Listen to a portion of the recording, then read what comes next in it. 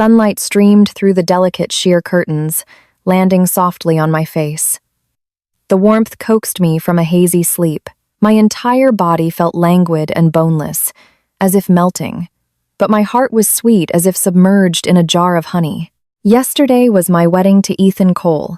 Everything had been a perfect fairy tale. I wore a custom Vera Wang gown, walked on my father's arm down a rose-petaled aisle towards the man at the end who had promised to love me for a lifetime. The blessings of the guests, the laughter of our families, and the deep, drowning gaze in Ethan's eyes as he slipped the ring on my finger, every moment replayed in my head, bringing a smile to my lips. Amelia Davenport. "No, you're Amelia Cole now," I whispered to myself, burying my face in the pillow next to me, which still held Ethan's scent. A silly giggle escaped me.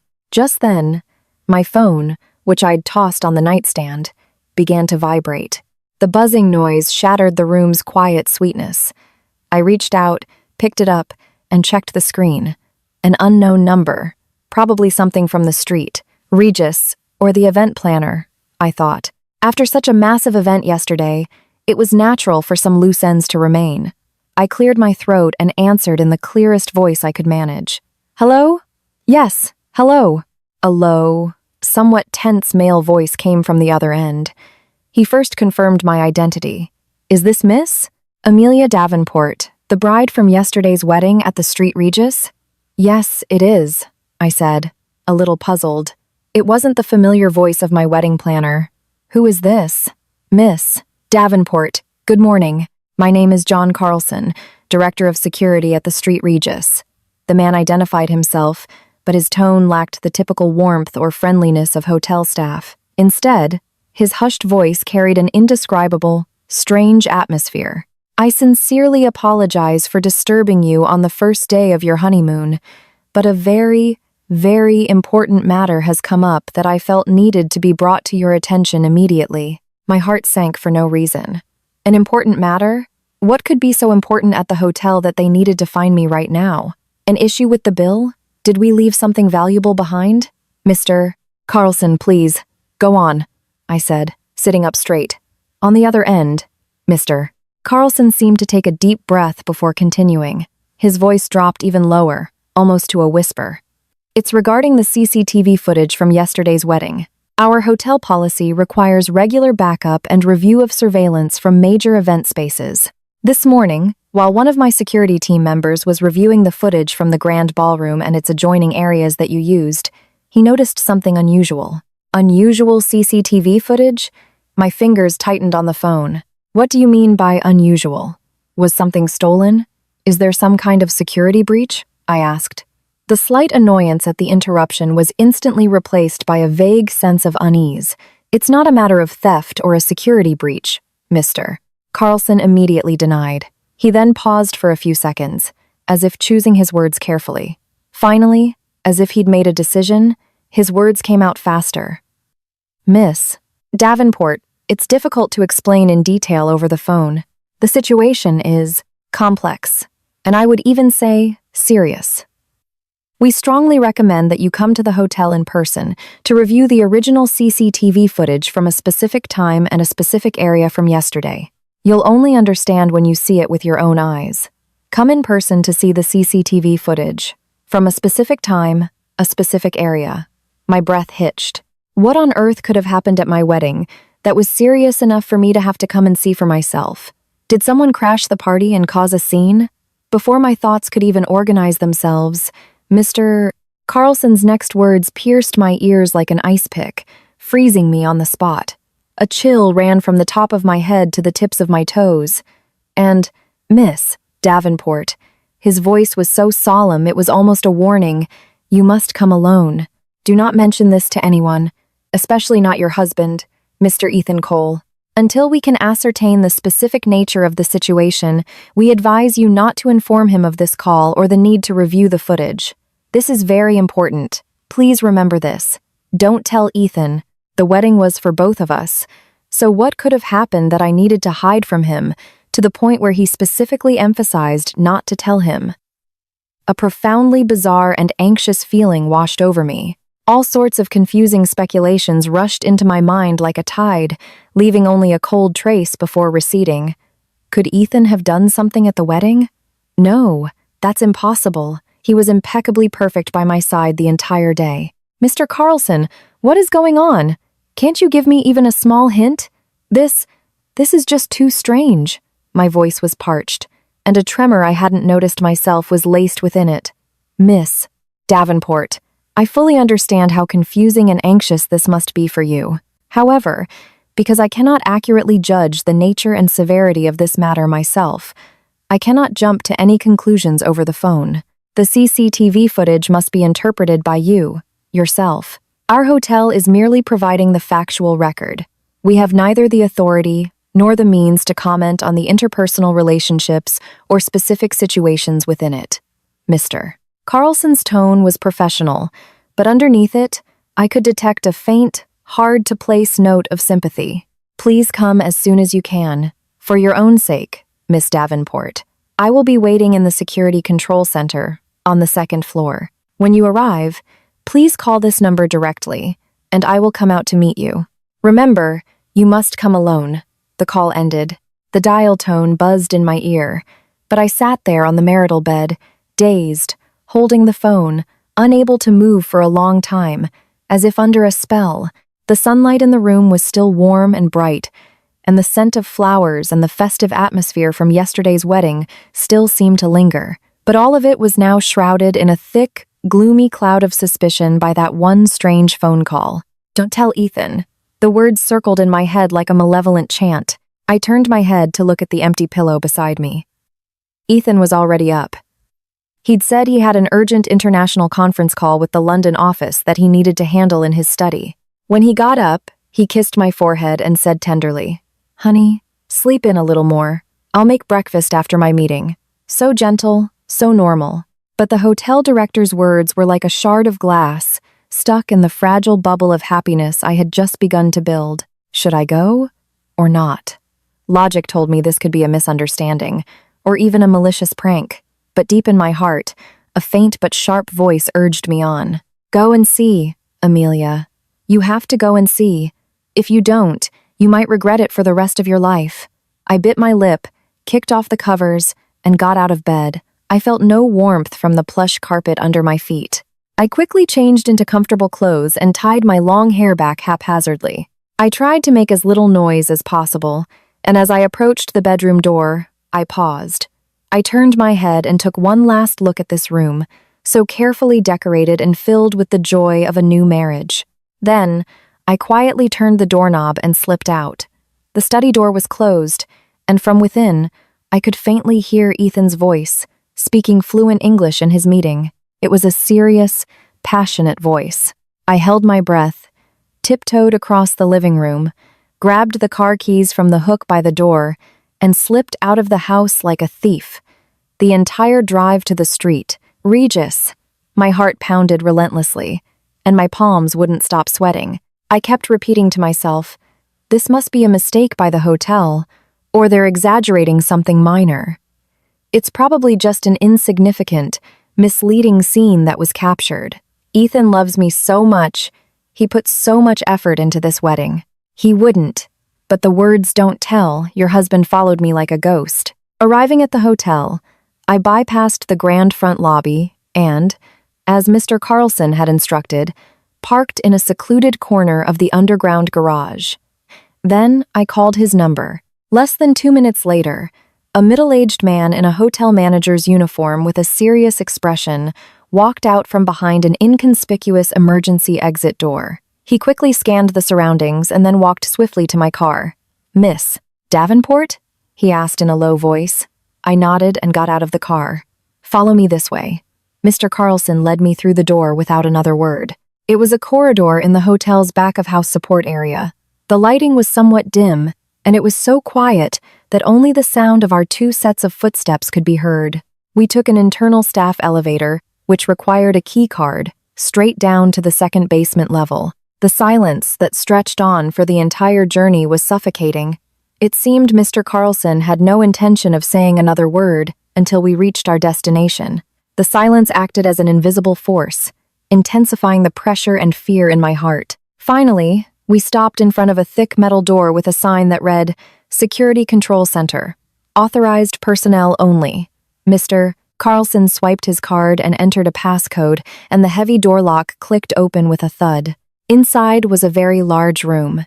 The entire wall covered with monitors, displaying real-time feeds from all over the hotel. A few staff members in security uniforms were sitting at consoles, but at that moment, they all stopped what they were doing and looked at me in unison. Their expressions were complex: curiosity, suspicion, and something that sent a shiver down my spine, pity.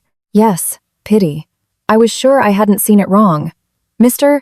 Davis, please pull up the backup footage from yesterday for the Grand Ballroom Main Hall, the second-floor private bridal suite, and the nearby emergency staircase, from 2 p.m. to 4:40 p.m. Focus on the sections I marked this morning, Mr. Carlson instructed a young security staffer, then turned to me. He pointed to a small office separated by a partition in the corner of the room. Miss Davenport, let's go inside to watch. I followed him into the small partitioned room on somewhat shaky legs. Inside, there was just a desk, 2 chairs, and what looked like a very high-spec computer monitor. The young staffer named Davis soon came in with an external hard drive, connected it to the computer, made a few clicks, and then quietly left, closing the partition door behind him. The room now contained only me, Mr. Carlson, and the monitor in front of us, emitting a faint blue light. Miss Davenport, in the small space, Mr. Carlson's voice sounded particularly clear and heavy. You need to prepare yourself. What you are about to see may be very distressing. Are you sure you want to watch it now? I stared at the dark screen, my nails digging so deep into my palms that they hurt. With all my strength, I nodded. Mr. Carlson sighed, moved the mouse, and clicked on a video file. The screen lit up. The video was in high-definition color, filmed from a high angle looking down. The place that appeared on the screen was the area just outside the second-floor private bridal suite I had used yesterday. The changing room inside had no cameras. The timestamp read 2:17 p.m. This was right after the ceremony had ended, while I was in the reception hall greeting guests. The bridal suite should have been empty. Only my change of clothes and a few personal items were on the sofa. Then, the suite door opened, and 2 people entered, one after the other. They then lightly locked the door from the inside. The moment I saw their faces, my blood seemed to freeze solid. All strength drained from my body in an instant. A ringing sound filled my ears, and my vision went dark. It was Ethan, and my maid of honor, my best friend since childhood, Chloe Sullivan. Yesterday, Chloe had cried, telling me how happy she was that I had found happiness, that Ethan was a good man and I should cherish him. She had bustled around, tidying the train of my dress and handing me tissues. But now, on the CCTV screen, as soon as the door clicked shut, Chloe, who had been in front, whirled around fiercely and threw herself into the arms of Ethan, who had followed her in, and Ethan, without a hint of surprise or rejection, very naturally wrapped his arms tightly around her waist. He then bent his head and greedily covered her lips with his. It was not a perfunctory kiss. It was a deep, distorted kiss, full of passion and lust. They were entangled, their arms wrapped around each other as if to crush one another. Chloe's hand even slipped inside the shirt of Ethan's tuxedo. I clapped a hand over my mouth to keep from screaming. A wave of nausea surged up from my stomach, rising to my throat. My eyes were wide open, and tears streamed down without warning, blurring my vision. But the ugly scene was still clearly seared onto my retinas like a brand. How much time passed? Maybe a few dozen seconds, maybe a century. The 2 of them finally pulled apart slightly, panting, but their bodies were still pressed tightly together. And then I heard their conversation. It was Chloe's voice, a voice I knew so well, but her tone was a mix of coquettishness and complaint I had never heard before. Ethan, I really can't take it anymore. Watching you 2 exchange rings, watching Amelia look so happy in your arms, I thought I was going to die of jealousy. How much longer do we have to sneak around like this? Ethan stroked her hair. His voice was a kind of tenderness I had never heard from him, but it slithered into my ears like a viper. Honey, just a little longer. We just got married yesterday. If I bring up a divorce now, it will look too suspicious. Just give me some time. Time? You always say you need time, Chloe pressed. Don't forget, the trust fund her father left her, the company shares. And that old brownstone in her mother's name is about to be rezoned. That's a huge amount of money. Now that you're legally married, half of that will be yours. Don't tell me you're actually starting to fall for her while you're playing the part. Ethan let out a cold laugh. The contempt in that laugh made me feel as if I had been dropped into an ice cave. Fall for her? What are you talking about? What does Amelia Davenport have besides being from a well-off family?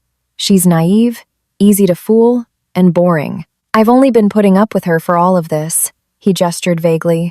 Once I get what I need, finding an excuse to get rid of her will be a piece of cake. Then all that money will be ours, and you won't have to suffer playing the damn maid of honor anymore.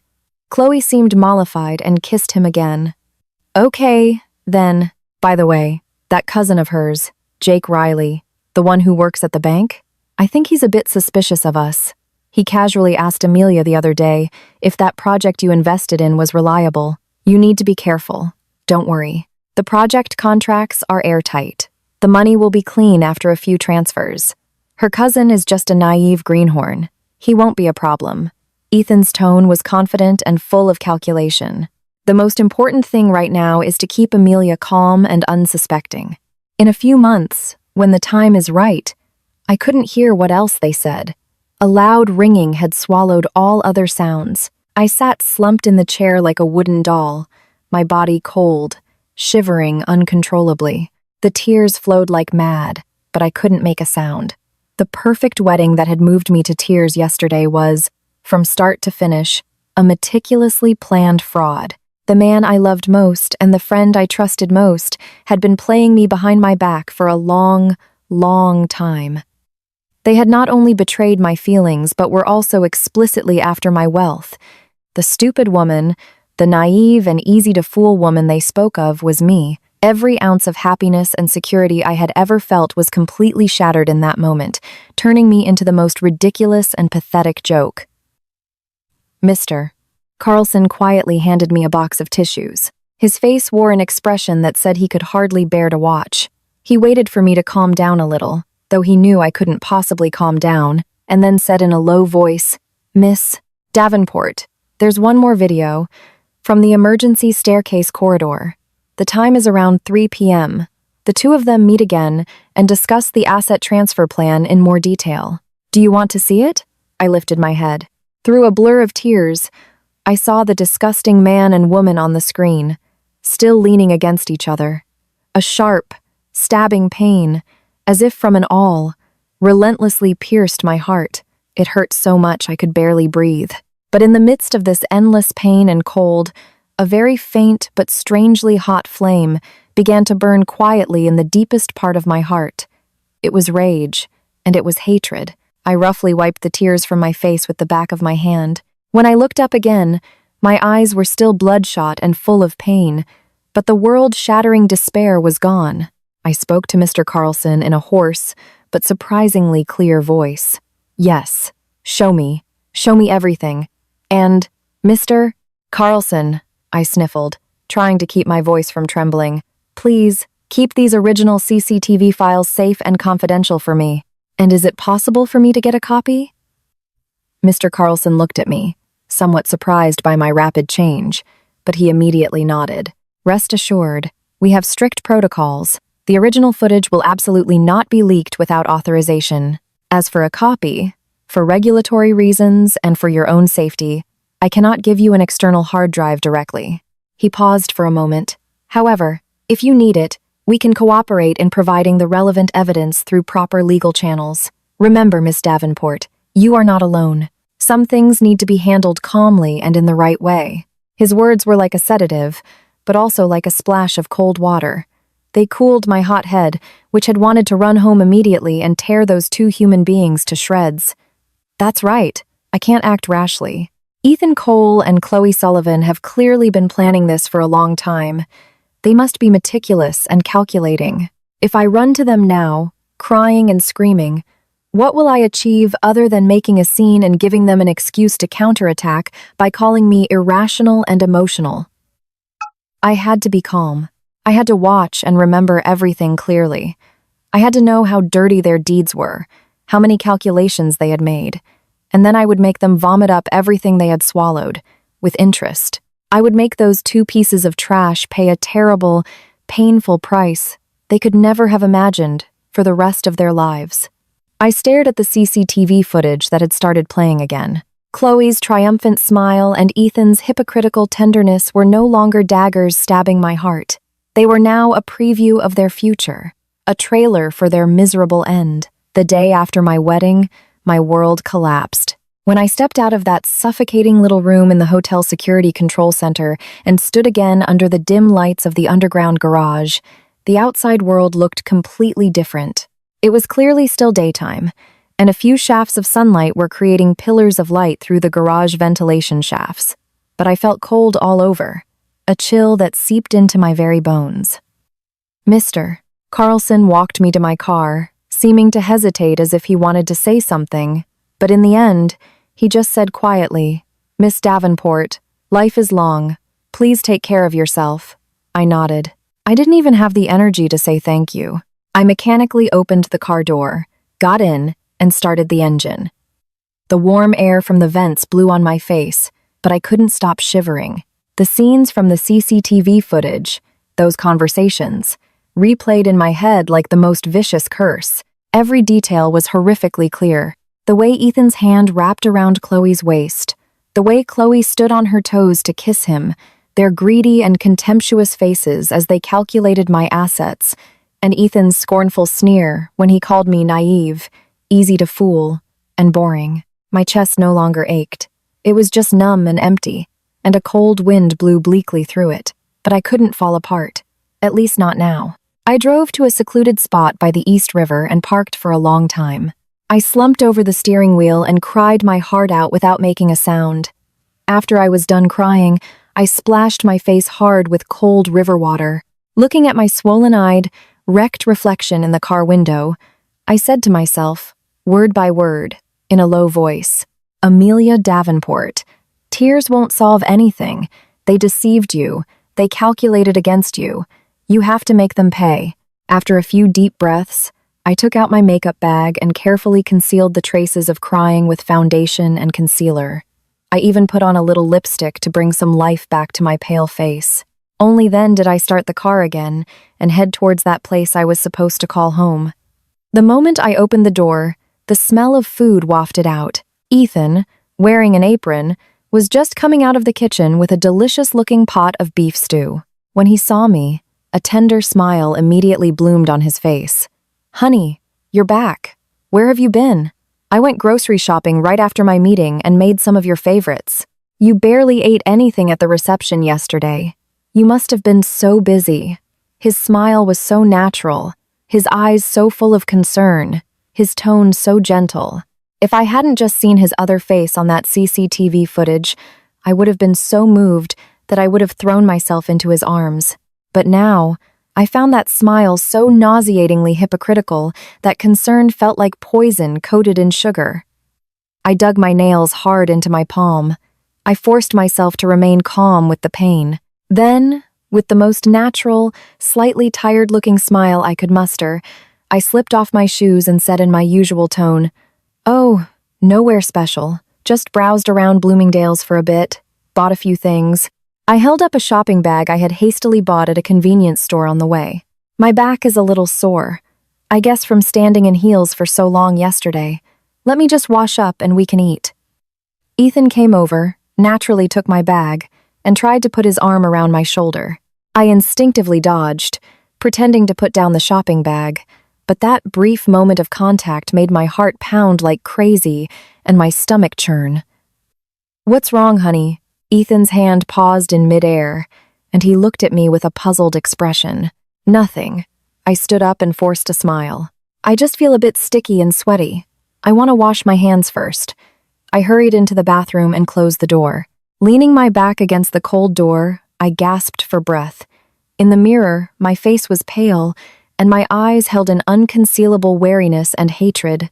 "No, Amelia, you can't be like this. He'll notice immediately." I turned on the faucet and kept splashing my face with cold water.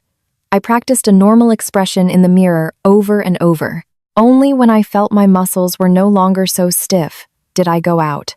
At the dinner table, Ethan was still solicitously putting food on my plate, talking about work, and planning where we should go for our honeymoon.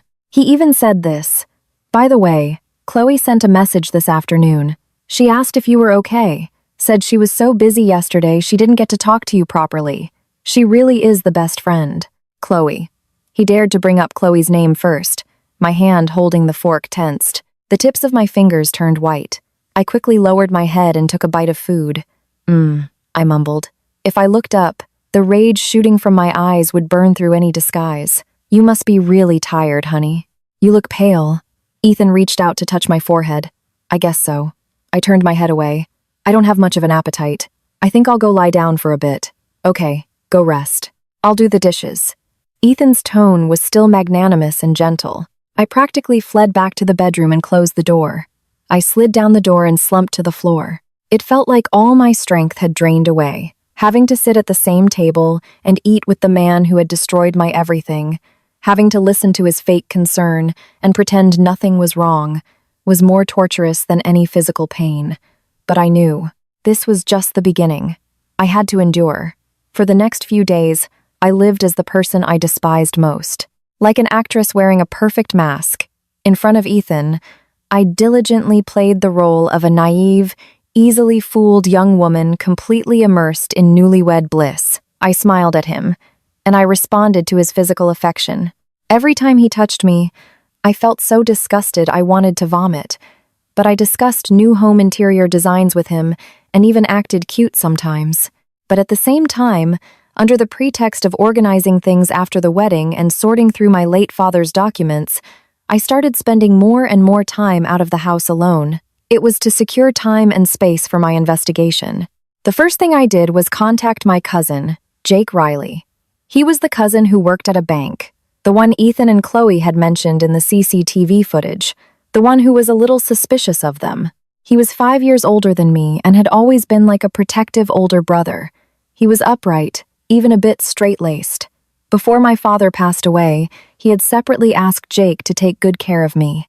I didn't say much over the phone, just arranged to meet at a quiet coffee shop we didn't usually frequent. When Jake saw me, he first congratulated me on my marriage, then his brow furrowed. "Mia, why have you lost so much weight? You look terrible. Is that Ethan guy not taking care of you?" The familiar concern made my nose tingle, and the tears I had been holding back almost burst out. I looked around and lowered my voice, getting straight to the point. "Jake, I need your help. I think there's something wrong with Ethan and Chloe." Jake's face instantly hardened. "What's wrong? What did you find out?" He had indeed already suspected something. I omitted the most graphic details but told him the general situation, that I had seen them conspiring on CCTV and overheard them talking about going after my assets. After hearing the whole story, Jake slammed his fist on the cafe table. The customers at the next table looked over, and he quickly lowered his voice, but he couldn't hide the fury in his eyes. Those goddamn animals. I knew there was something slick and untrustworthy about that guy. And Chloe, acting like your sister while stabbing you in the back like this. Mia, what are you going to do? Should I get some people I know to look into them right now? Jake, I quickly stopped him. We can't be reckless. They've been planning this for a long time. They must have countermeasures. What we need now is evidence. Hard evidence. Evidence of how they're planning to siphon off the assets. What the real deal is with that investment project. If we make a move now, we'll get nothing. Jake took a few deep breaths, calming himself down. Then he nodded. You're right. I got too worked up. Don't worry.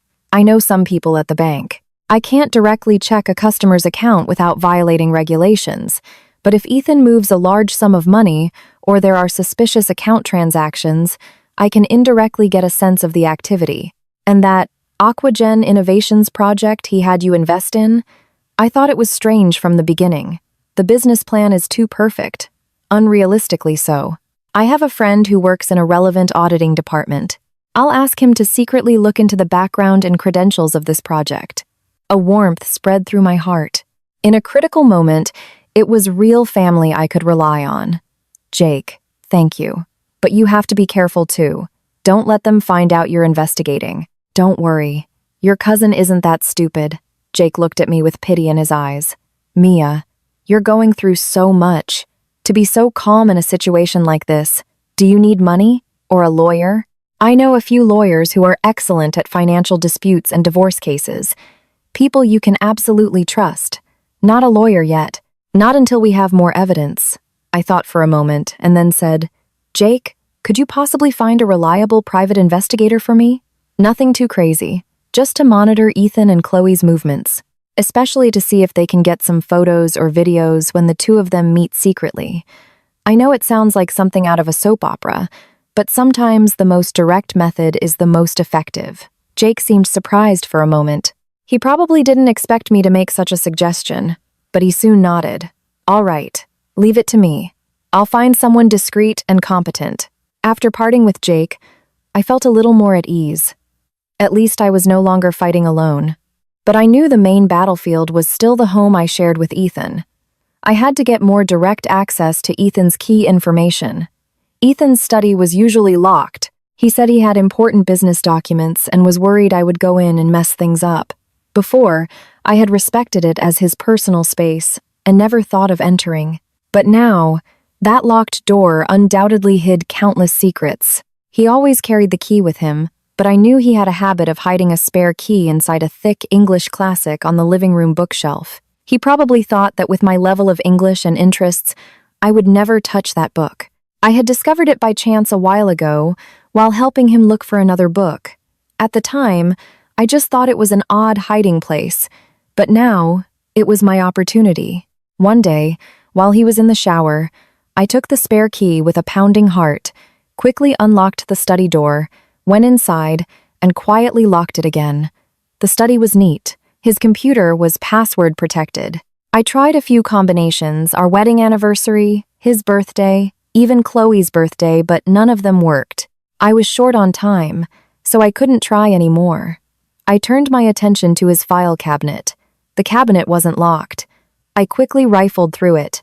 Most of it was company financial reports, copies of project contracts, and things like that, all of which looked normal on the surface, until I felt a hard file folder in the depths of the bottom drawer. When I pulled it out and opened it, my blood nearly froze again. Inside were several documents. One was a draft of a power of attorney signed in my name. The content was to grant Ethan full authority to handle all assets under my name. This included withdrawing profits from the trust fund my father left, managing my stock portfolio, and even disposing of real estate. The date was blank. He was clearly preparing to trick me into signing it at the right opportunity.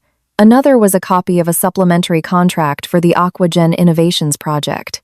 The clauses were extremely complex, but I could understand the gist. It stated that I, as the investor, would provide funds from my father's trust, and most of the invested capital would be used for purchasing overseas technology and developing sales channels. And the recipients were several shell companies registered overseas that I had never heard of. This was no different from throwing money into the water. No, it was throwing it into their pockets. There were also a few of Chloe's business cards, but the title on the cards was not the administrative position at the small trading company I knew she worked at. It was Managing Director of Investments at E.C. Partners. E.C. Ethan Cole. How disgusting. I used my phone to take clear pictures of these important documents, one by one. My hands were shaking so badly that the focus was off several times. I also found an old cell phone. I charged it and turned it on, and sure enough, it was full of screenshots of explicit text conversations between him and Chloe. Perhaps they wanted to keep a record of their sweet evidence. There were also hotel payment records from dates long before our wedding. As I finished photographing the last page and carefully put everything back in its original place, the sound of the shower stopped. I jumped in fright, my heart leaping into my throat. I quickly checked to make sure I hadn't left any traces, tiptoed out of the study, locked the door, and returned the key to its hiding place. Just as I sat down on the sofa and picked up a magazine, Ethan came out, toweling his hair. "Honey, reading a magazine?" he asked casually. "Yeah, just flipping through." I didn't look up. I was afraid he would see the storm in my eyes. A few days later, there was progress from Jake. He told me that through indirect inquiries, he had confirmed that several significant sums of money had recently been transferred from Ethan's company account to several personal accounts under the guise of consulting service fees. The name of one of the account holders was confirmed to be Chloe Sullivan's mother. And as for the Aquagen Innovations project, his friend had found that while such a project was indeed registered with the government, it was very small scale, and the core technology patent had already been sold to a large corporation. The so-called project being actively promoted in the market now was mostly a scam using the name to attract investment. At the same time, the private investigator sent a few photos and a surveillance report. In the photos, Ethan and Chloe were meeting secretly in various places. Sometimes in the corner of a secluded cafe, sometimes under Chloe's apartment building. The two of them were holding hands, hugging, and even kissing in a car with tinted windows in one shot. According to the report, they met very frequently, almost every other day, and the times were usually when I was out shopping or when Ethan was supposedly working late. Each photo, each line of the report, was like a dull knife, repeatedly cutting into my already wounded heart. But strangely, after the initial sharp pain, all that was left was a cold numbness and an ever-growing hatred. The evidence was piling up, and the puzzle was becoming clearer. I knew. Ethan and Chloe were also rushing their plan. Chloe started calling me out more often under the pretext of being concerned about me. She would subtly probe to see what I was up to lately, whether I had checked my accounts, whether I had any doubts about Ethan's investment project. She even kindly advised me that men tend to change after marriage, so I should hold on to my assets tightly, and that it was good to make some appropriate and stable investments. For example, she happened to know a few good investment channels. No doubt another trap. Ethan became even more tender and considerate. At the same time, he started casually mentioning that he had found a very good overseas real estate project, good for investment and also for vacations later. He hinted that it required a significant amount of capital to start and suggested I could consider using my trust fund. He also brought out a formal version of that power of attorney, coaxing me, "Honey, I'm so swamped with that big new energy project lately. You wouldn't want to be bothered with all the minor signatures and payment procedures in the future, would you? Just sign this power of attorney for me, and I'll handle everything. You can just relax and enjoy being Mrs. Cole." Looking at his gentle face, listening to his words that seemed to be for my own good, I had to force a naive, trusting smile while my stomach churned. "Oh, honey, thank you so much. You're always thinking of me. But these documents look a bit complicated. My head's been a little dizzy lately. Is it okay if I take a closer look before I sign? It's all our money anyway, right?" A fleeting, imperceptible impatience flashed in Ethan's eyes, but the smile on his face didn't change. "Of course. Take your time. There's no rush. You're not feeling well. Should we see a doctor?" "No. I think I just slept wrong," I mumbled. I knew this stalling attitude would soon arouse their suspicion and vigilance. They had been planning in the dark for so long, and they wouldn't allow their prey to escape their control for long. Sure enough, one afternoon, I came back from shopping to find subtle signs of disturbance in the bedroom. My jewelry box, the drawer where I kept important documents and bank cards. Nothing was missing, but their positions were slightly different. What were they looking for? The copy of my father's will? The specific documents for the trust fund? What alarmed me even more was that the next day, at the very bottom of the kitchen trash can, I found a torn and crumpled empty medicine box. I carefully pieced the fragments together. It was a prescription drug used to treat psychiatric disorders. The side effects clearly stated, may cause emotional instability, drowsiness, and memory loss. My blood ran cold. They didn't just want my money. They wanted to turn me into a madwoman known to everyone. A crazy woman who, after being traumatized, became mentally unstable and unable to manage her own assets, requiring the care of her husband.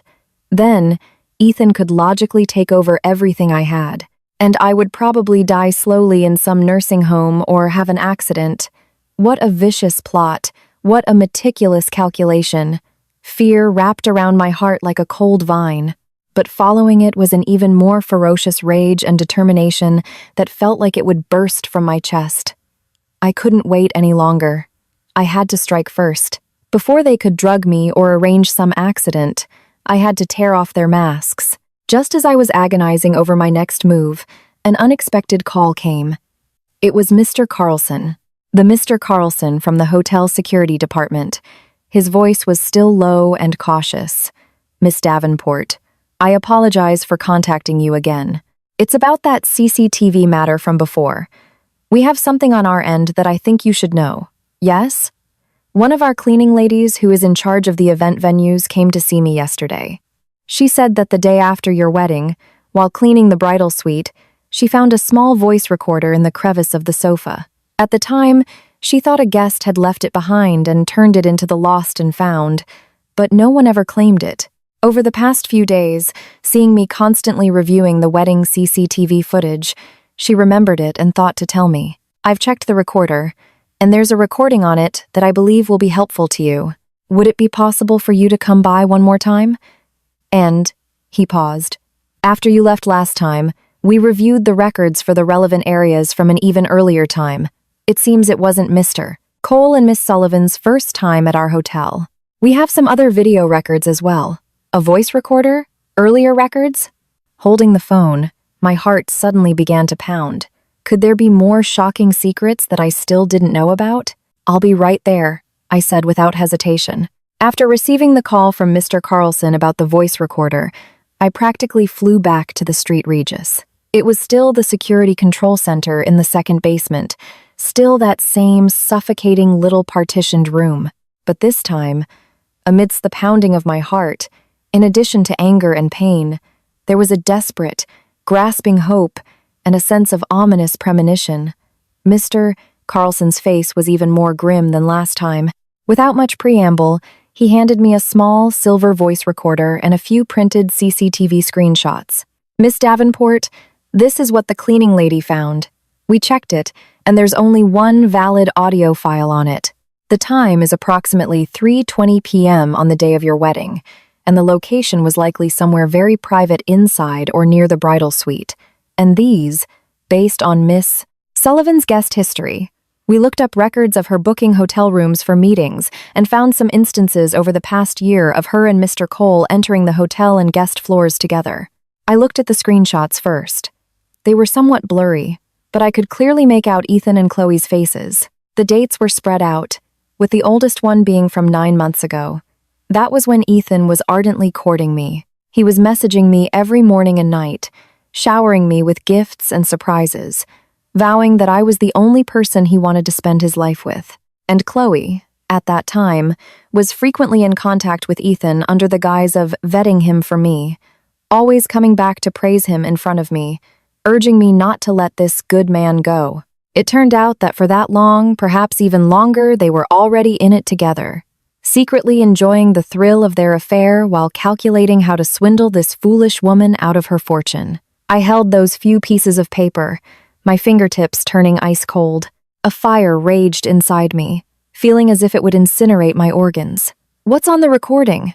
My voice was parched. Mr. Carlson silently operated the computer and clicked on the audio file. "Listen for yourself. Please try to remain calm." After a crackle of static, the recording began.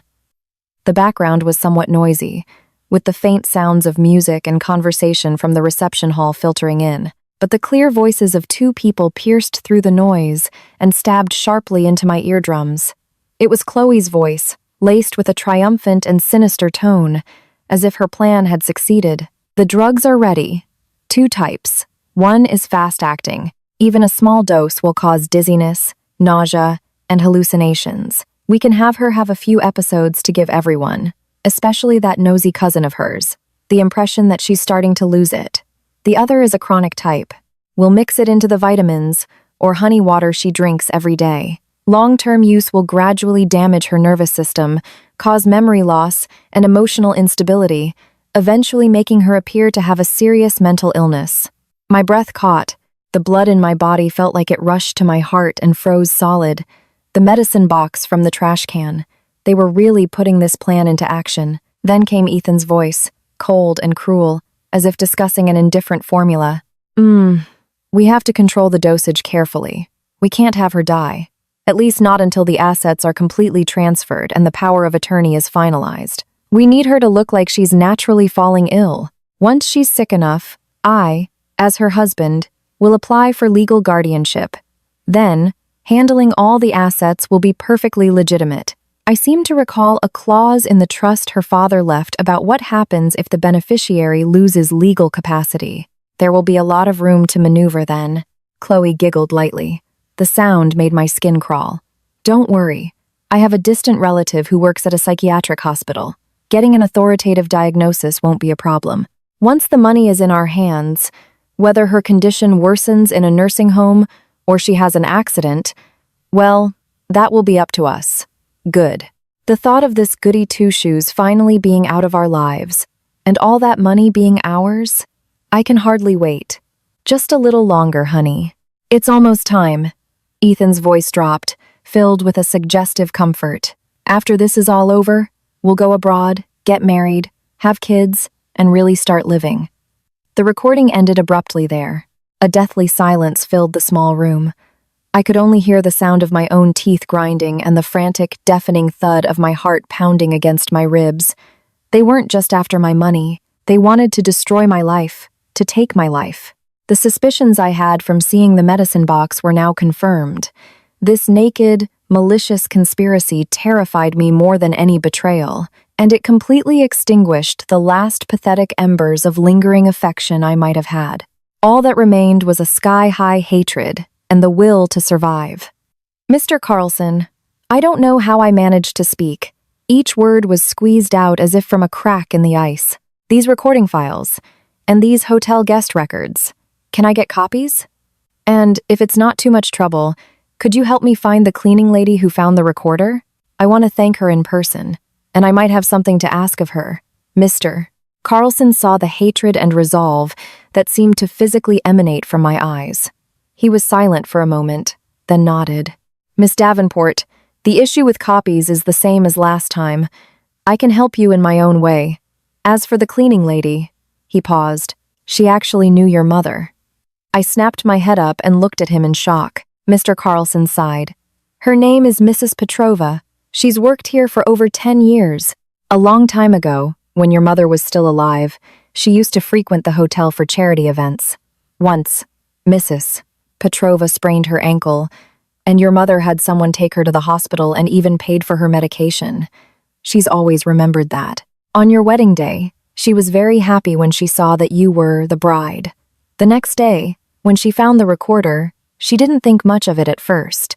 But then she saw me investigating the CCTV and guessed it might have something to do with you, so she thoughtfully brought the item directly to me. She told me, "That groom doesn't look like an honest man. I hope that young lady doesn't get hurt." She wanted to help but didn't want to get too involved. Her family isn't well off, and she was afraid of getting into trouble. My eyes welled up again. This time, it was because of the warmth that had reached me from my mother, so long ago. Mom, are you watching over me from heaven? Are you helping me? I understand. I will make sure Mrs. Petrova is not harmed in any way, I promised solemnly. I left the hotel with the audio file, which Mr. Carlson had transferred to my phone as an encrypted file, and the photos of the hotel guest records. Sitting in my car, I didn't leave right away. I played the recording over and over again, until every malicious word was etched into my bones. The fear slowly transformed into a cold, all-or-nothing resolve. They wanted me to be sick? Fine, I would be sick. But I had to be sick in a clever way, making it seem like their plan was proceeding smoothly, but leaving flaws to lure the snake out of its hole, and finally, making them destroy themselves. I contacted Jake and told him about the recording and the new information. Over the phone, Jake flew into a rage, ready to go and kill Ethan on the spot, but I desperately held him back. We discussed the next phase of our plan. First, through Jake, I secretly consulted with his lawyer friend on legal matters regarding wills, trusts, prenuptial asset protection, and guardianship rights, and began preparing a series of legal documents. At the same time, I secretly moved key documents, proof of ownership for my major assets. A copy of my father's will to a place Jake considered absolutely secure. Second, I started to cooperate with their plan. I began by making it seem to Ethan that I was becoming a bit suspicious and anxious about trivial things. For example, repeatedly checking if the door was locked, or asking him what exact time he came home on a certain day. I feigned mild anxiety and memory lapses. Ethan, on the surface, comforted me tenderly, but behind my back, his eyes held a sinister glee of a successful scheme, mixed with a probing look. Then one morning, after drinking a glass of lukewarm water that he handed me, which he said was to calm my nerves, I suddenly clutched my head and staggered with a pained expression. The glass in my hand fell to the floor and shattered. "Honey, what's wrong?" Ethan immediately rushed to support me. His voice was urgent, but I didn't miss the flicker of light that passed deep in his eyes. "I'm dizzy. So dizzy. My vision is blurry," I said weakly, leaning against him, acting out the initial side effects of the drug mentioned in the private investigator's report. "Ethan, I think I'm just exhausted. I haven't been sleeping well, and I keep forgetting things. It's just fatigue from the wedding. You haven't had a chance to rest," Ethan said in a concerned tone as he helped me to the sofa. "Don't worry. Just stay home and rest today. I'll make you some more honey water." "Okay." I nodded weakly and closed my eyes. Inwardly, I sneered. "Go on. Make me some more of your poison." At the same time, the news of my illness soon reached Chloe through Ethan's casual remarks. She immediately came to visit under the guise of concern, bringing a fruit basket and a worried face. "Mia, why do you look so pale? What is Ethan doing? Not taking care of you properly?" She sat by my bed, holding my hand, pretending to be genuinely worried. I looked at her exquisite makeup and the excitement she couldn't hide behind her eyes, feeling sick to my stomach, but I put on a reliant yet confused expression. "Chloe, I don't know. I just feel weak all over and dizzy. Sometimes I even feel like someone is trying to hurt me. Am I being too paranoid?" Chloe's eyes shifted slightly. She immediately put on an even more caring face. "Silly Mia, you're just too stressed. Don't think such things. Ethan loves you so much. Who would want to hurt you?" But she changed the subject, lowering her voice. "But your condition really does worry me. You know, I know a really renowned neurologist, a top expert. How about I take you to see him? An examination would give you peace of mind." So there it was. The next step was to take me to a hospital to get a so-called authoritative diagnosis. I pretended to hesitate. "A hospital? I'm a little scared. And it's probably not that serious. Listen to me. Getting a checkup is for your own good. If there really is a small problem, it's better to find it and treat it early," Chloe persuaded in a gentle but firm tone. "Then, let's talk about it in a few days when I feel a bit better," I reluctantly agreed, buying myself time. Chloe left, satisfied. I knew she and Ethan would rush the hospital visit. Meanwhile, a new, critical piece of information came from the private investigator. He had captured photos of Ethan and Chloe secretly meeting with a gruff-looking middle-aged man in the private room of a high-end restaurant. The investigator had managed to get a clear frontal shot of the man. Jake used his connections to investigate the photo. The news that came back shocked us. The man, nicknamed the Scorpion, was a loan shark with considerable influence in the area, essentially a mid-level mob boss who specialized in handling off-the-books debts and disputes. How did Ethan get involved with him? Further investigation revealed an even more shocking fact. Ethan's own company was already on the verge of bankruptcy due to mismanagement and his overseas gambling debts. The image of a young, capable entrepreneur with a promising company that he had projected when he was pursuing me was a complete sham. His marriage to me was fundamentally to use my assets to fill his financial hole. It was even possible that he had borrowed money from the Scorpion at exorbitant rates to create that initial plausible facade. And Chloe, too, seemed to have some unclear connection to the Scorpion. The investigator captured a scene where they appeared quite familiar, suggesting she might not only be Ethan's mistress, but also the intermediary connecting him to these dark forces. This discovery made the nature of the case even more sinister. This was no longer just a simple case of marital infidelity and financial fraud. It involved high-interest loans and organized crime. Ethan Cole and Chloe Sullivan. They were trying to drag me not just to my death, but to hell. The sense of crisis reached its peak. I knew they would soon be closing their net. Once I was diagnosed and signed that power of attorney, or they confined me under the guise of treatment, those circling wolves would pounce and devour me, bones and all. I had to fight back, and it had to be a single, decisive blow. I couldn't give them any chance to retaliate. Just as I was deliberating on how to launch my counterattack, the perfect opportunity presented itself. One evening at dinner, Ethan casually mentioned, "Honey, next Saturday evening, the main partners of the Aquagen Innovations project and a few senior mentors who have always supported me are having a get-together. It's to celebrate the smooth initial progress of the project and, at the same time, to formally introduce you, the lady of the house. The venue is set for the Athelred Club in Manhattan. It's private and prestigious. You rest up for a few days, and on that day, get all dressed up and come with me, okay?" The Athelred Club. It was one of the most exclusive and hard-to-book private clubs in the city. Its members were all either wealthy or powerful. For Ethan to host a celebration, there was to show off his strength me, his cash cow to his partners and mentors, and at the same time, probably to use the occasion to further persuade me to sign something, or to solidify the impression that my health was failing and he had to handle everything. I saw the calculated and impatient gleam in his eyes. My heart was as cold as ice, but on my face, I wore a weak but reliant smile. "Okay, Ethan. They're your important guests. Of course I have to go. I'll get ready." Perfect. At such a prestigious venue, a place so significant to them, filled with their important people, what could be more effective than tearing off their masks right there? A perfect and daring counterattack plan quickly formed in my mind. I needed help.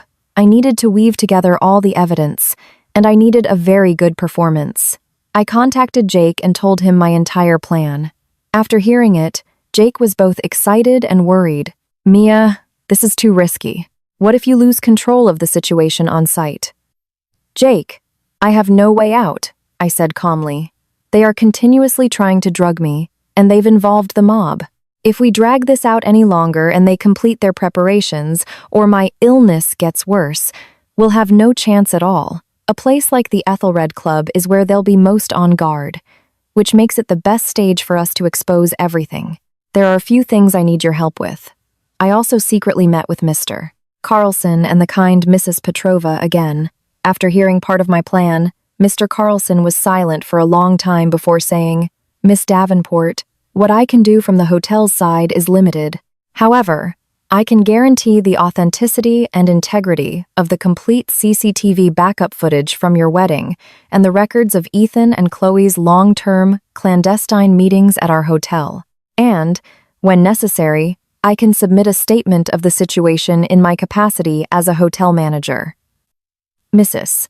Petrova agreed to testify, when needed, about the circumstances of finding the voice recorder. However, she did not want to appear publicly, but would accept providing a private deposition to a lawyer or testifying in a closed court session. "That's more than enough. Thank you so much," I said sincerely. The authoritative verification from the hotel and the small but crucial testimony from the cleaning lady would be vital parts of my chain of evidence. Finally, I contacted a veteran lawyer specializing in complex economic and criminal cases, recommended by Jake. After listening to my detailed account and reviewing some of the evidence, I provided the recording, transfer records, photos of the medicine box, hotel records. The lawyer told me with a serious expression, "Miss Davenport, your situation is extremely serious. It involves fraudulent marriage for the purpose of intentional injury, attempted drugging, possible illegal confinement, and intent to murder, as well as economic crimes and involvement with organized crime. The evidence you've collected is very strong, but it's not yet enough to convict them immediately, especially for the physical harm part. We need more direct physical evidence, or a recording or video of them admitting to it themselves. Your planned public exposure is strategically risky, but if you can secure decisive evidence on the spot, for example, getting them to admit to some of their crimes in a panic, or triggering immediate police intervention, it could be a turning point for the case.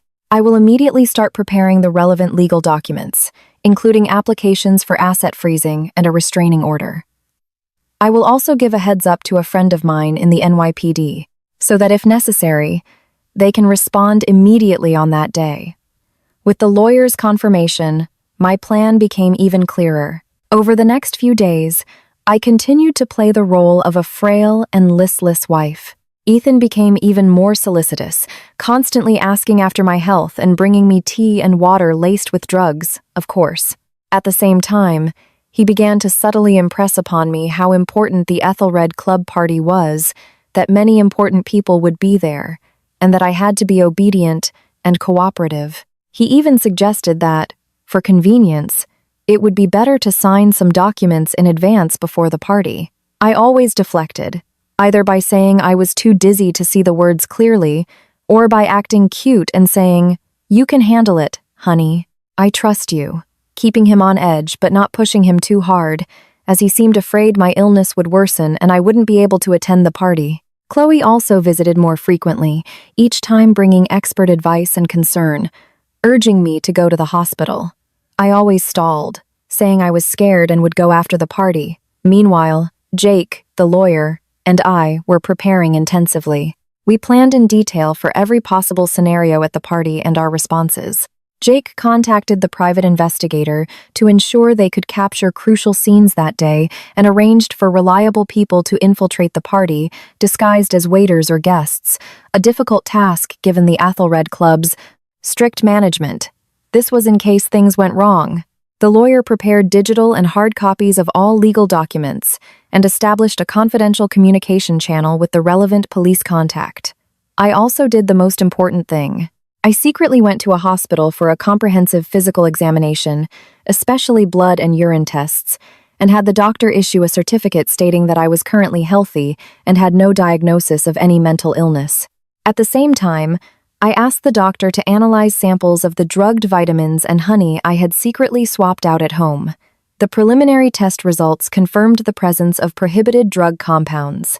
This medical report would be the most direct sledgehammer to strike them with. Everything was ready. All we needed was for the curtain to rise. The night before the party, Ethan seemed unusually excited. He held me and talked a lot about our future, about how things would be once the project succeeded and this difficult period was over. I leaned in his arms, my fingers cold, but my face wore a hopeful smile. I said silently in my heart, "Ethan Cole, Chloe Sullivan, your good days are over. Tomorrow is the grand party I have carefully prepared for your ruin." On the day of the Athelred Club party, I began my preparations before sunset. In the mirror, I wore a pearl-white satin sheath dress. The cut was elegant and understated, not overly ornate, yet it beautifully accentuated my figure and made my skin appear even fairer. A stylist had meticulously swept my long hair into an updo, revealing the slender line of my neck, and I wore a pair of small diamond stud earrings, one of the few pieces of jewelry left to me by my mother. The exquisite makeup concealed my pale, weary face, and a touch of vivid red on my lips added a spark of life. It was a silent declaration of war.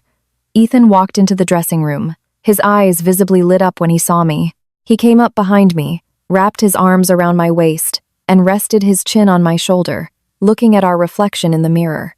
His voice was a mixture of admiration and a hard-to-detect triumph. "Honey, you look absolutely stunning. You're going to be the most radiant woman there tonight." I suppressed the urge to push him away, raising the corners of my mouth at his reflection in the mirror, offering a submissive yet slightly frail smile. "Ethan, I'm a little nervous, and my head still feels a bit dizzy." "Nothing to be nervous about. We're just having dinner and meeting a few important friends and mentors. You just need to stand by my side and smile." He kissed my cheek, scrutinizing my complexion. "If you're really not feeling well, we can leave early. But tonight is really important. Whether the project can secure the next round of key funding depends on tonight. You'll support me, won't you, honey?" There he was again, using emotional leverage and pressure. "Yes, I'll try my best to hold on," I said softly, lowering my eyes. My fingers unconsciously clenched. Hidden in the snug pocket of my dress was a tiny microphone, already connected to my phone via Bluetooth, silently recording. At the same time, The seemingly ordinary bracelet on my wrist was an emergency alert device, connected directly to Jake and the lawyer. Let's go. The driver is waiting downstairs. Ethan took my hand, full of swagger. Sitting in the back of the luxury sedan on the way to the Aethelred Club, I watched the neon signs flash by outside the window, feeling my heart beat steadily and powerfully in my chest. There was no panic as I might have expected, only a cold resolve. Jake and the people he had arranged must already be in place. The lawyer and the police were ready to act at a moment's notice. The copies of evidence provided by Mr. Carlson, Mrs. Petrova's witness statement, which the lawyer had already deposed, the hospital examination report, the private investigator's photos, and the numerous pieces of evidence stored on my phone, everything was ready. All that was left was for me to personally raise the curtain on that magnificent stage. The Aethelred Club lived up to its reputation. The entrance was discreet, but the interior was extravagantly luxurious. The party was held on the top floor, with floor-to-ceiling windows offering a panoramic view of the city's dazzling skyline. Many people had already arrived. The men were in tailored suits, the women adorned with jewels, holding wine glasses and conversing in low tones. The atmosphere was elegant and private. Ethan expertly led me through the crowd, constantly making introductions. Mr. Thompson, Director Wang, Secretary Miller, this is my wife, Amelia. Amelia, this is Mr. Thompson, from Apex Investments, a major benefactor of our project. This is Mr. Grant from the Planning Commission. He's always taken a great interest in our new energy project. I maintained a demure smile, greeting each of them, playing the role of the quiet and obedient Mrs. Cole. I could feel many gazes on me, probing, curious, and some of pure admiration. Ethan was clearly enjoying the feeling of showing me off. His words and actions became even more confident. Chloe was there too. She wore a striking burgundy halter dress and dramatic makeup, chatting with a few people while holding a wine glass. When she saw us, she immediately walked over gracefully. Ethan, Mia, you're here.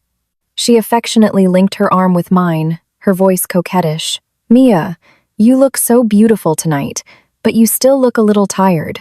Are you feeling all right? She looked at me with concern, but a malicious, probing light flashed in her eyes. I'm much better. Thanks for asking, Chloe.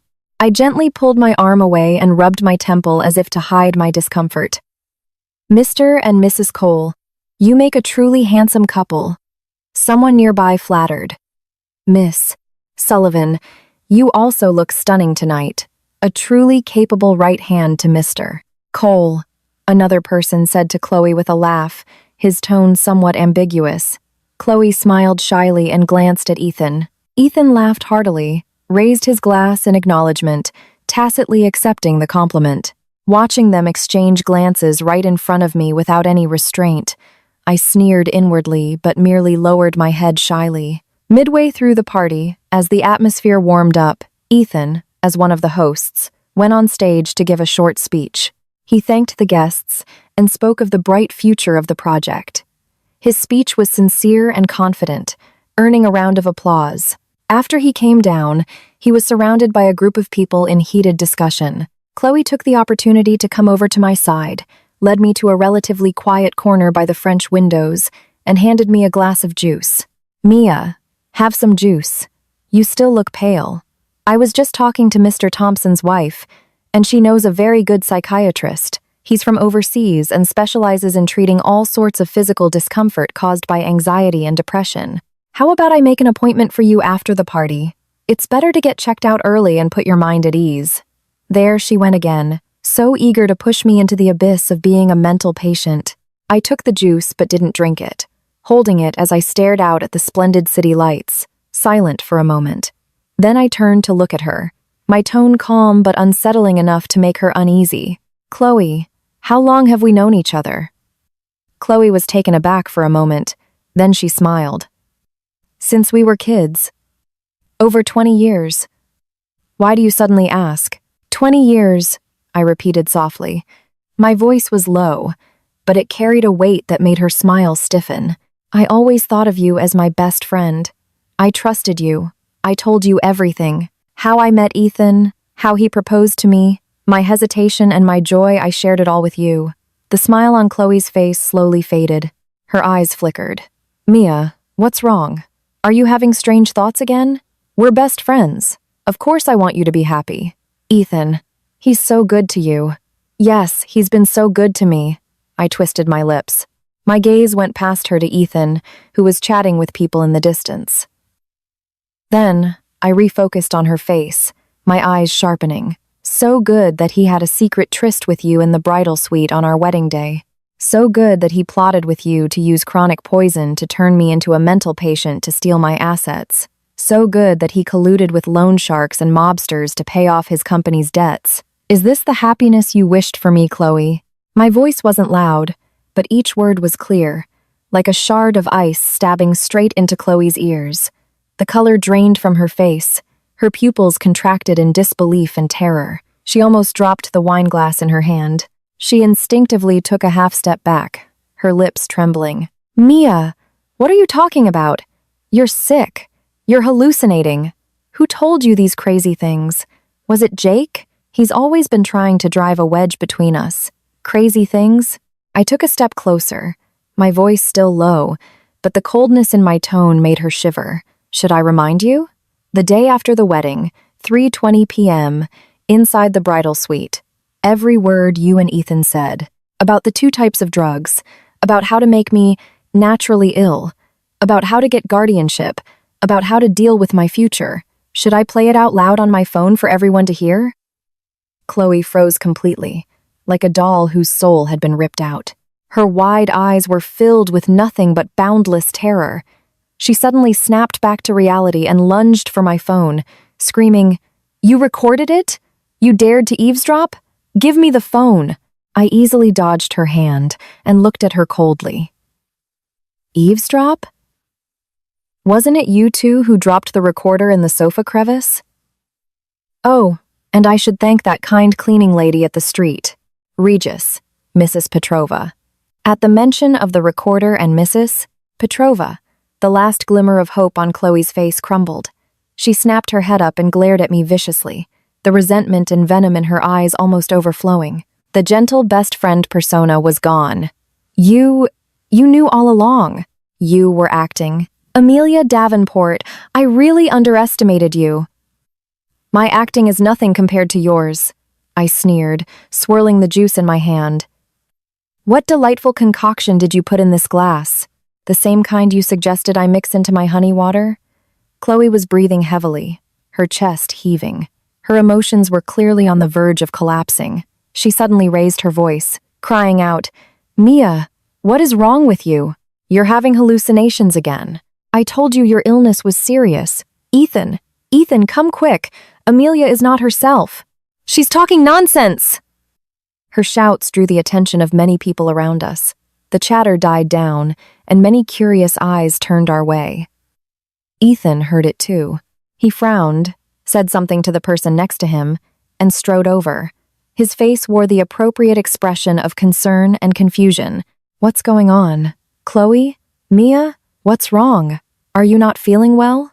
As he reached out to support me, I stepped back, avoiding his hand. At the same time, in a voice only the 3 of us could hear, I said clearly, "Ethan, stop acting. The CCTV footage, the hotel guest records, the voice recorder, the drug test report, and even the photos of you meeting with the scorpion. I have them all. It's time for your little play to end." Ethan's steps faltered. The concerned expression on his face froze, then cracked and fell away like a broken mask, revealing disbelief, shock, and a hint of panic underneath. But he was calmer than Chloe. His eyes quickly scanned the curious gazes of the crowd. He lowered his voice, his tone threatening. "Amelia, do you know what kind of occasion this is? Don't do anything crazy. Whatever it is, we can talk about it at home." "At home?" I laughed. This time, I raised my voice slightly, enough for those nearby to hear. "Which home? The home you plan to lock me up in after turning me into a mental patient? Or the love nest you and Chloe Sullivan have already set up?" Gasps and murmurs rippled through the crowd. The once bustling party room fell silent around the 3 of us.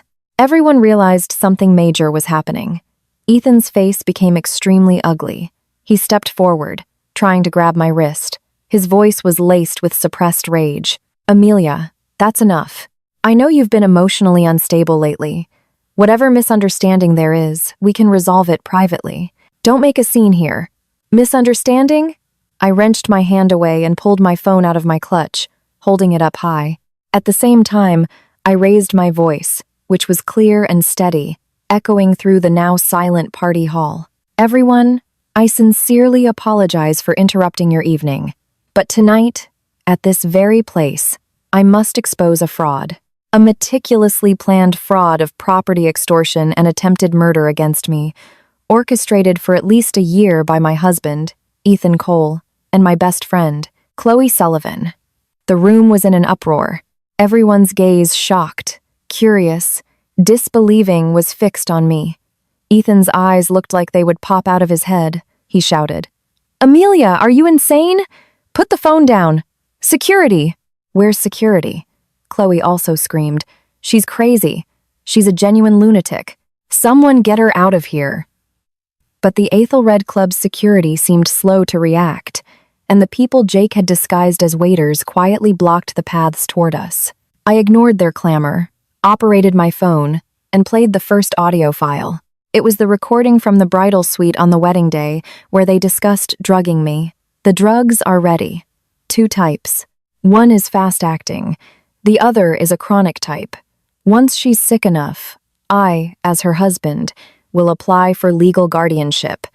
Ethan's cold voice and Chloe's sinister voice echoed clearly from the phone's speaker, filling the lavishly decorated but now deathly silent party hall. My God, what is this? Drugging her? Guardianship? They're trying to harm her for her money. That's horrible! A torrent of shocked murmurs erupted. Everyone was stunned by the naked, malicious conversation. The gazes directed at Ethan and Chloe instantly shifted from admiration and flattery to extreme shock, contempt, and horror. Under the weight of the crowd's stares and the public execution of the recording, Ethan and Chloe's faces turned completely pale, as white as paper. Ethan still tried to rush forward to grab the phone, but one of the senior mentors who had never liked his style and had some inkling of my background, seemingly unintentionally, blocked his way. I quickly switched the screen. My phone was connected to the party hall's large spare projection screen, something Jake had arranged by bribing an inside staff member. In an instant, image after image, document after document, appeared clearly before everyone's eyes. Screenshots of guest records from the Street Regis on different dates, showing the backs of Ethan and Chloe hugging as they entered a room. The private investigators' photos of them kissing in a car and meeting secretly in cafes. A close-up of the E.C. Partners business card, highlighting Chloe's title as Managing Director of Investments. Records of transfers from Ethan's company to Chloe's mother's account. The draft of the power of attorney and the problematic supplementary project contract that I had secretly photographed in Ethan's study. The medical report from the hospital, showing that prohibited drug compounds were detected in my daily consumables. And finally, the clear photos of Ethan and Chloe meeting with the Scorpion at the restaurant, along with a brief description of the Scorpion's background that Jake had investigated. Each photo was like a powerful slap, hitting Ethan and Chloe's faces, and the faces of the partners and mentors who had been praising them just moments before. The scene devolved into chaos. Gasps, curses, and accusations flew. Ethan Cole, what the hell is going on? Chloe Sullivan, you're this kind of person? The Scorpion is a loan shark. Ethan, how dare you get involved with someone like him? What about our investment? Ethan Cole, you better explain yourself. The once dignified business elites and socialites were now ashen-faced, realizing they might have been caught in a massive scam and could even face investment losses and legal risks. They looked at Ethan as if they wanted to eat him alive. Ethan was trembling all over, pointing at the big screen, then at me, babbling incoherently. It's lies. It's all lies. She fabricated it. That woman is a psychopath. Fabricated? I cut him off coldly. From the depths of my clutch, I took out a USB drive. On it was the encrypted copy of the complete wedding CCTV backup footage provided by Mr. Carlson and the original and copies of the medical certificate from the hospital stating that I was physically healthy and mentally sound. Should I call Mr. John Carlson from the Street Regis Security Department right now? Or perhaps my lawyer who is handling this case and the doctor who conducted this examination? Should I invite them here to explain it to all of you? Oh, and that kind cleaning lady, Mrs. Petrova, who found that crucial voice recorder. She also agreed to testify. My words completely shattered Ethan and Chloe's last line of defense. Ironclad evidence, a seamless chain of logic. Chloe suddenly broke down. She screamed and lunged at Ethan, scratching and hitting him. "It's all your fault. This was all your idea. You said it was foolproof. It's over now.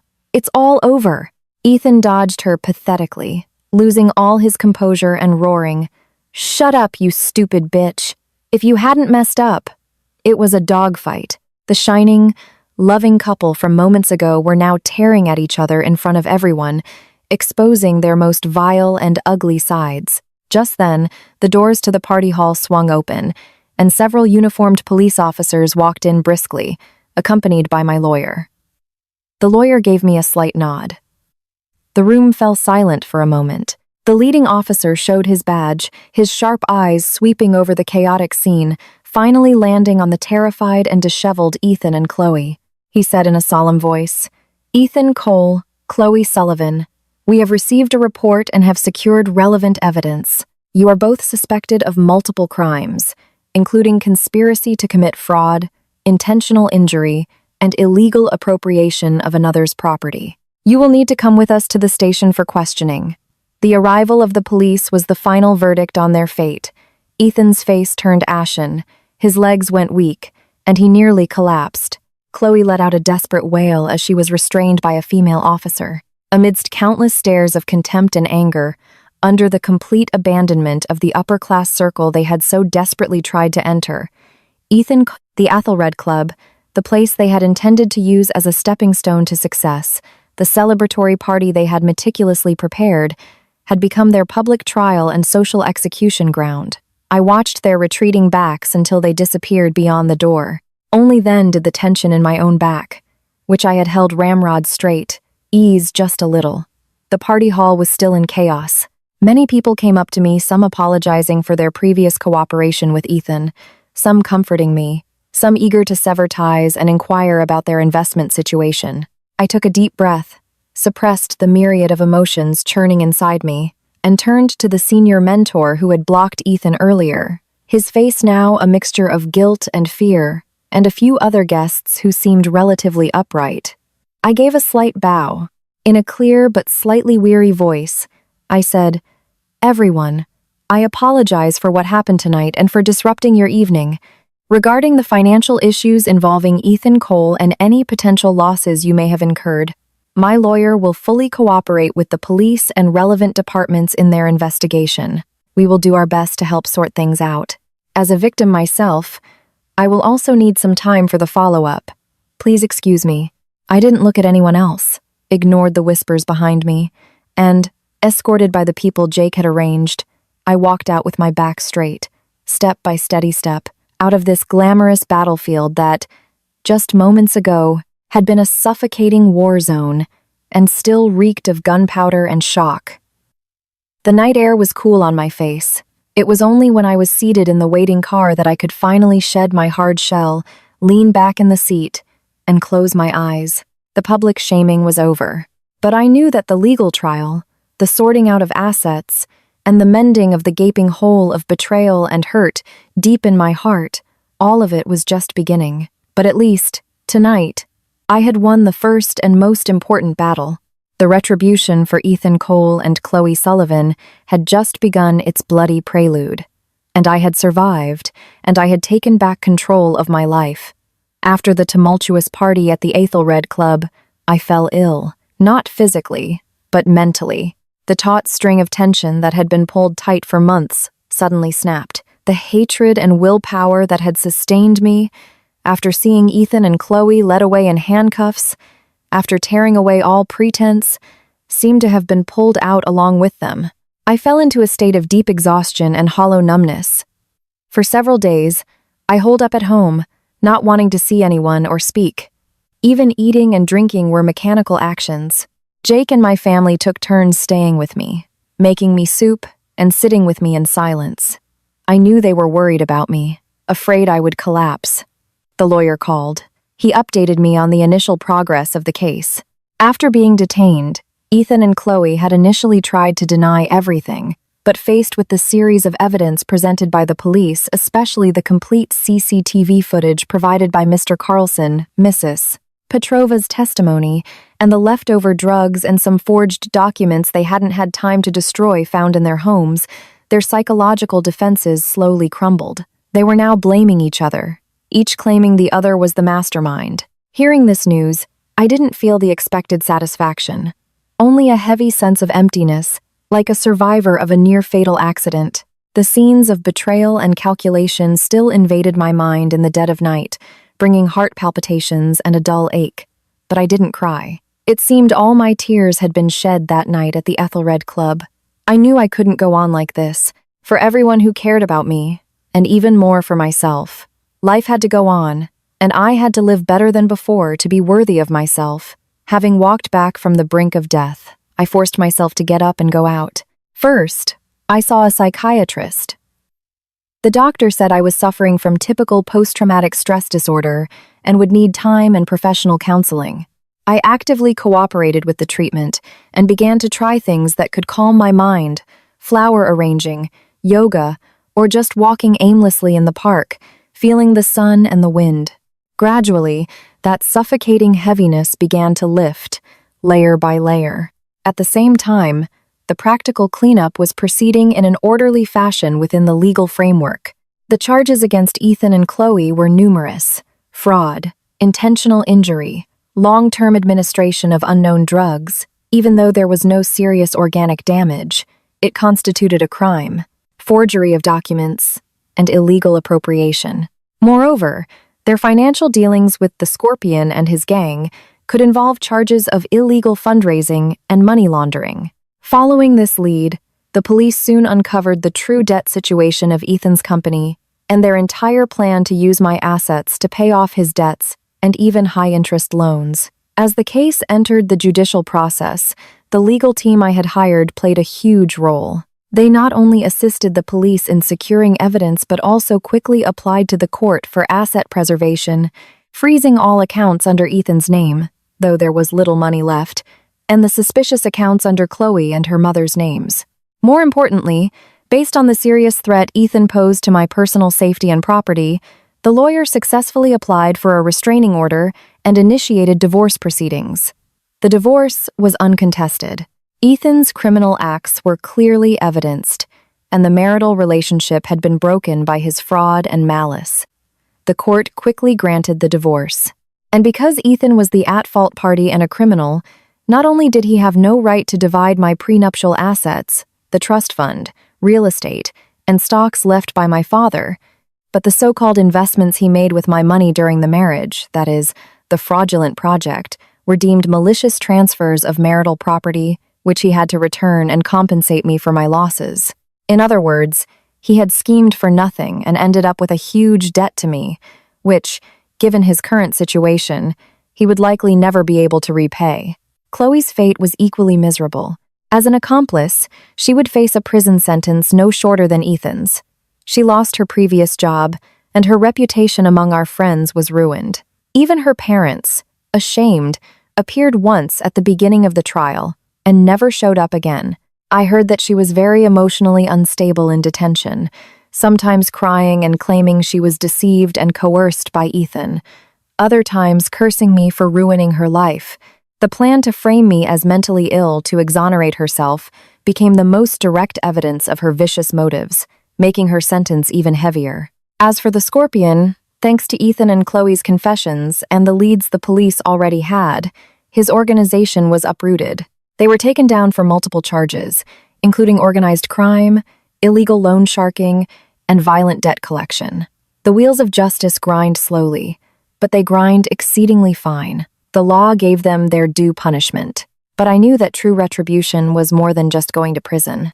I heard from my lawyer that at the final pretrial meeting, when Ethan realized he could be sentenced to over 10 years, perhaps much longer, and that after his release he would face a future of massive debt, social death, and zero credit. The man who had once smugly thought he could play everyone in the palm of his hand finally broke down. He wept in the detention center, repeatedly mumbling, "It's over. It's all over."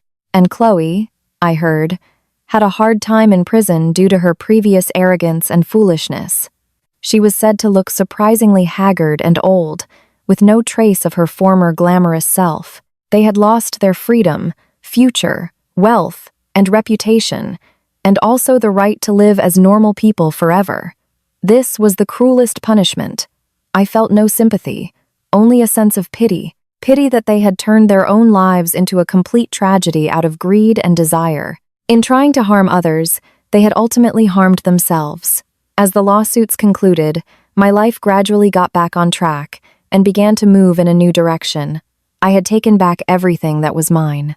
My father's trust fund was secure, and I replanned for more stable investments. The procedures for the old brownstone that was about to be rezoned were also completed. I used part of that fund and my savings to buy a small but cozy apartment in a quiet, residential neighborhood. I decorated it according to my own taste. This was a space that was entirely mine, without a shadow of Ethan or the past. I didn't continue to live as a do-nothing heiress. After everything I had been through, I deeply understood the importance of financial and personal independence. The assets my father left were a safety net, but not my everything. I picked up my college major and interests again, enrolling in courses on business management and art investment. I slowly learned and enriched myself. By chance, a professor from one of the courses, who appreciated my seriousness and the calm that came after surviving a storm, invited me to participate in a small nonprofit project supporting young local artists, where I was responsible for liaison and planning. I stepped into a new field full of creativity. It was difficult at the beginning, and there was a lot to learn, but I enjoyed it. I felt that I was truly creating value, not just consuming or protecting it. In the process, I felt like I was slowly finding the real me, the one who had been buried under deceit and betrayal. I was no longer a foolish woman who relied on someone, easily trusted others, and staked all her happiness on marriage. I learned to be cautious. I learned to protect myself, and I became clearer about the kind of life I wanted. With a change in mindset, my view of the world also changed. I no longer dwelled on the wounds of the past, but tried to look forward. I contacted Jake and my family more often, feeling the strength of true kinship. I also formally thanked Mr. Carlson and Mrs. Petrova, giving them gifts that wouldn't make them feel burdened. Mr.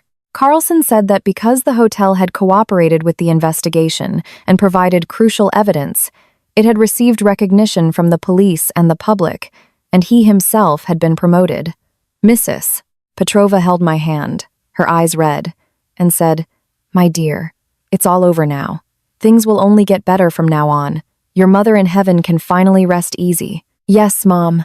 I got through it," I said silently in my heart.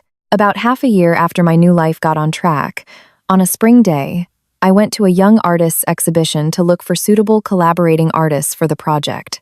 In a less conspicuous corner, I was captivated by an oil painting. It depicted a rain-washed old alley. The wet cobblestones reflected the blue of the sky, and a cluster of wildflowers bloomed resiliently in a corner of a brick wall. The use of color was very delicate, full of the traces of time but also vibrant with hope.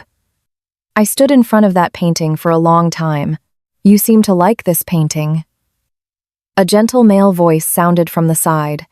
I turned my head and saw a man in a casual shirt, with a clean and neat look. He looked to be in his early 30s and was smiling at me. His eyes were clear. "Yes, it's very impressive, especially the treatment of light and the feeling of the old and new intersecting." I nodded and expressed my thoughts. He seemed a little surprised that I had hit the nail on the head and began to talk about the creative background and techniques of the painting. During our conversation, I learned that his name was Leo Vance. He was one of the curators of this exhibition, a graduate of fine arts, and currently worked as a curator while also teaching at a university. He showed great interest in the nonprofit project I was working on, and we exchanged contact information to connect and possibly collaborate later. After that, we did occasionally keep in touch about art and project work, mostly discussing professional matters via email or text, or sharing information about good exhibitions. Leo was always to the point, gentle and polite, and never crossed any lines, which made me feel very comfortable. Sometime later, the nonprofit project I was working on was preparing to hold a small results exhibition. We needed a venue and professional advice. I tried contacting Leo. He readily agreed to help. He not only gave a lot of practical advice, but also came to the exhibition site in person to help adjust the lighting and layout. He was professional and patient. On the day the exhibition setup was completed, we all had a simple dinner together. After dinner, Leo offered to drive me home. When we arrived downstairs at my apartment building, I thanked him. "It's nothing. I was happy to help." Leo stood under the streetlight. The dim light softened his features. He looked at me and suddenly said very seriously, "Amelia, actually, I've vaguely heard about your story in some circles before. I really admire you.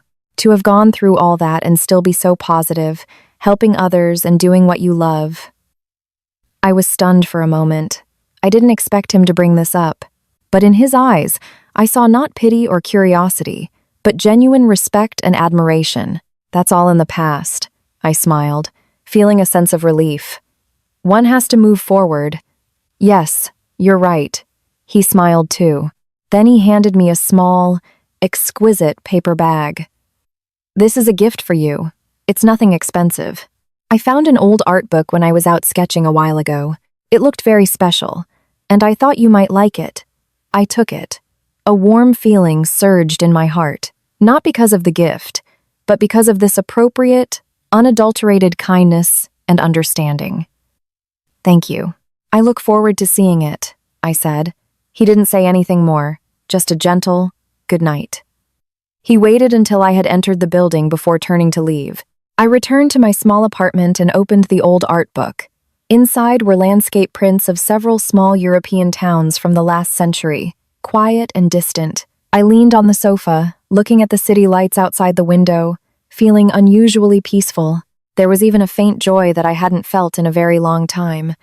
I knew that the story between me and Leo might just be beginning, or we might just be like-minded friends. But in any case, this was a new, healthy, and heartwarming relationship. I was no longer trying to prove myself by holding on to something, nor was I afraid to trust. I had become an independent and complete self, and I could face any person or any relationship with composure. The night grew deep. I closed the art book. On my nightstand was an old family photo of my parents and me. I gently caressed the frame.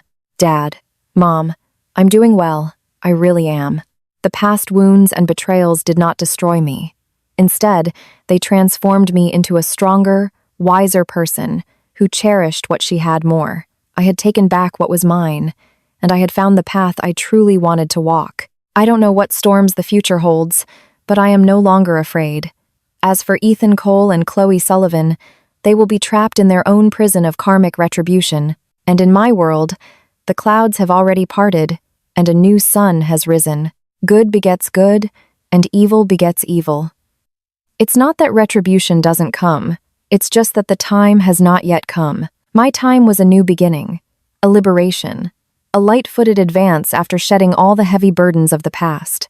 Tomorrow is the official opening of the art exhibition. The sun will surely be very bright.